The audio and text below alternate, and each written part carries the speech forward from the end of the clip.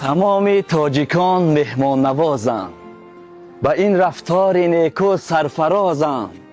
در خود را نمی بندند برای، به غمهای همه بس جانگدازند. رهی آدمگری بر ما عیان است، تبسم ها همیشه در لبان است. به کس کار ندارد ملت ما، وفاداری رهی پیر و جوان است. بله ما ملت فرزانه هستیم، به شمع صلح چون پروانه هستیم. نمی خواهیم به کس جنگ و جدال، ز هر راهی بد بیگانه هستیم. به قلب ما حسد جای ندارد، نگاهی بد که معنای ندارد.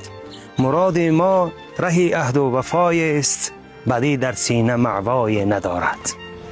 بله ما ملتی با ننگ و آریم، به مردم یاوریم و غمگساریم. دل کس را شکستن کار ما نیست، چو گل بالیده در فصل بهاره. ملتی به فرهنگ هم دل و